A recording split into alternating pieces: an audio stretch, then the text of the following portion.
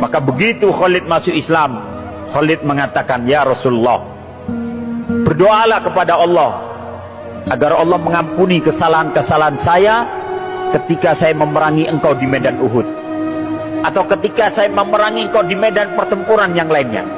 Mohon ampunkan saya," kata Khalid. Dan sebagai gantinya, sebagai tebusannya, semua perhiasan yang dipakai oleh Khalid dilepas. Karena ketika itu masyarakat jahiliyah, Pak, mereka juga pakai emas, Pak, gelang, kalung dan sebagainya. Dilepas, diserahkan, saya infakkan kepada kaum muslimin. Begitu pula pedangnya, dia hendak serahkan kepada Nabi. Kata Nabi, "Jangan kalau yang ini.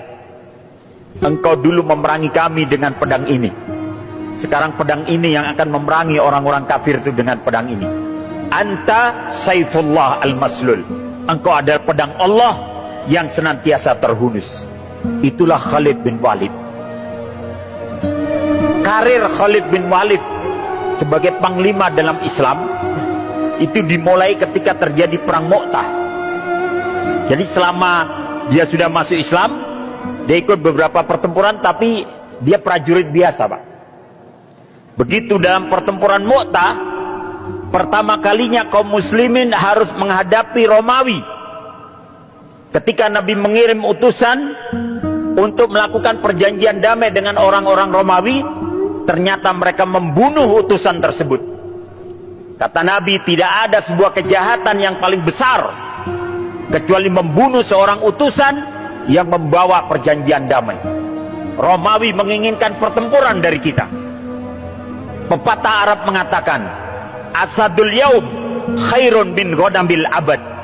Menjadi singa sehari itu jauh lebih mulia ketimbang menjadi kambing sepanjang masa. Kita akan hadapi Romawi, kata Nabi. Maka Nabi mengumpulkan 3.000 pasukan. Terkumpul itu pasukan. Sementara Romawi berhasil mengumpulkan 200.000 pasukan. 3.000 pasukan melawan 200.000 pasukan. Berarti satu orang muslim harus menghadapi 66 orang Romawi. Apakah ini cuma kekuatan fisik belaka? Tidak.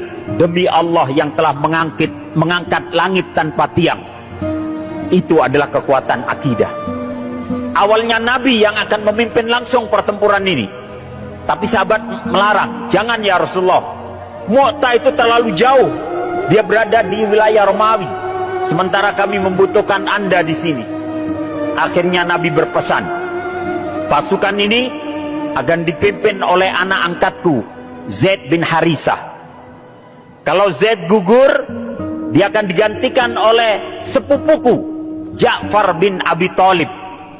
Kalau Ja'far gugur, pasukan ini akan dipimpin oleh sahabatku, Abdullah bin Rawaha. Khalid pasukan biasa. Berangkatlah pasukan ini menuju medan Mu'tah. Dalam pertempuran hari pertama, Zaid bin Harisah gugur. Bendera yang berwarna hitam itu dikibar-kibarkan oleh dia, tapi tancapan panah terlalu banyak. Akhirnya Zaid pun gugur menemui syahidnya, dan bendera itu hampir jatuh, diambil oleh Ja'far bin Abi Thalib. Dia kibar-kibarkan kembali untuk menunjukkan bahwa panglimanya masih ada. Dikibar-kibarkan sehingga kemudian sebilah pedang menebas tangan kanan Ja'far bin Abi Thalib. Dia pegang bendera itu dengan tangan kirinya. Dia kibar-kibarkan kembali, sebilah pedang menebas tangan kirinya. Dia apit dengan sisa tangan yang ada. Bendera itu dia tetap pertahankan agar tidak jatuh. Karena dalam hukum pertempuran, ketika bendera yang pegang oleh panglimanya jatuh, dianggap kalah. Maka itu dipertahankan. Sehingga sebilah pedang dari arah belakang Ja'far bin Abi Thalib membelah badannya menjadi dua. Dan Ja'far pun gugur dalam pertempuran itu. Bendera diambil oleh Abdullah bin Rawaha. Dia kibar-kibarkan kembali untuk menunjukkan panglimanya masih ada. Tapi kemudian sebilah tombak menancap di dada Abdullah bin Rawaha, dan dia pun gugur menemui syahidnya. Kemudian bendera itu hampir terjatuh, diambil oleh prajurit biasa. Dia kibar-kibarkan untuk menunjukkan bahwa panglimanya masih ada. Dan sang pembawa bendera berusaha mencari siapa orang yang layak untuk memegang bendera ini. Dia lihat seseorang di atas kudanya. Dia menebaskan pedangnya ke kanan ke kiri. Musuhnya jatuh semua. Dia telah menghabiskan 9 pedang dalam pertempuran Mu'tah. Orang itu yang dia tuju. Dia berkata, wahai Abu Sulaiman, ambil bendera kepemimpinan ini, pimpin pasukan ini. Orang yang disebut Abu Sulaiman berkata, jangan kau berikan kepada aku, karena aku belum genap 3 bulan masuk Islam. Berikan kepada yang lain, yang lebih senior dari saya. Maka orang yang membawa bendera berkata, demi Allah, saya tidak akan mengambil bendera ini, kecuali memang akan saya serahkan kepadamu. Ambil wahai Abu Sulaiman, pimpin pasukan ini. Maka orang yang disebut Abu Sulaiman mengambil bendera itu. Dia kibar-kibarkan bendera hitam itu.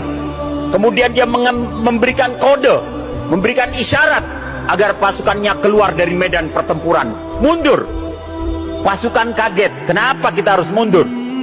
Tapi karena bendera mengarahkan mereka untuk mundur, mereka mundur. Begitu mereka mundur, diistirahatkan di sebuah tempat yang aman.